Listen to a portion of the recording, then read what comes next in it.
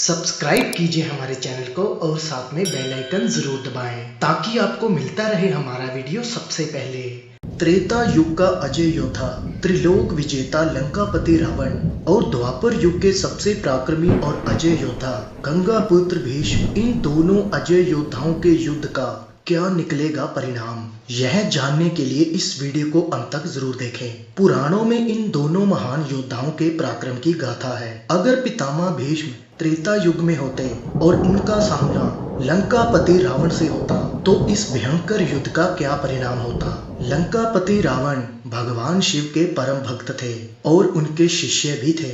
वहीं गंगा पुत्र भीष्म भगवान परशुराम के शिष्य थे। भगवान शिव के द्वारा इनको बहुत से वरदान प्राप्त थे और ब्रह्मा जी द्वारा भी इनको वरदान प्राप्त थे।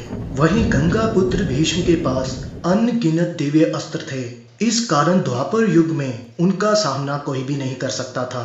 लेकिन इन दोनों का अगर युद्ध होता तो भूलोक का विनाश हो जाता, क्योंकि दोनों ही बहुत पराक्रमी योद्धा थे। रावण का वध करने के लिए श्री राम को मानव के रूप में जन्म लेना पड़ा। उनके बहुत से ऐसे राज थे जो रावण के भाई विभीषण ने श्री राम को बताए थे, जिस कारण रावण का वध संभव हुआ था।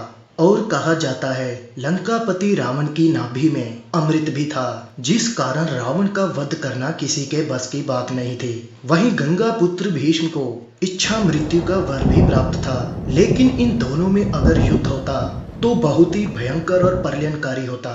इन दोनों महान योद्धाओं के युद्ध का परिणाम यह बताना बहुत ही मुश्किल है, परंतु रावण से पराक्रमी योद्धा ना तो इस धरती पर हुआ है और ना कभी होगा। चारों वेदों का ज्ञाता, परम ज्ञानी, परम शक्तिशाली लंकापति रावण का नाम आज भी अमर है। अगर फिर भी हम बात करें तो लंकापति रावण पितामह भीष्म से भी शक्तिशाली थे, क्योंकि दोस्तों रावण ने सभी ग्रहों को बंदी बनाकर लंका में रखा हुआ था। यहाँ तक कि काल को भी उसने अपने पैरों थले दबोच रखा था।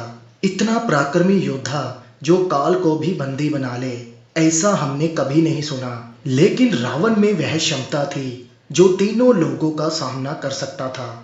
इस प्रकार कहीं ना कहीं पितामह भीष्म को रावण मार तो नहीं सकते थे, लेकिन उन्हें अपाहिज भी बना सकते थे, यानी उनके हाथ पैर को काट सकते थे, जिस कारण पितामह भीष्म युद्ध नहीं करते और रावण से परास्त हो जाते।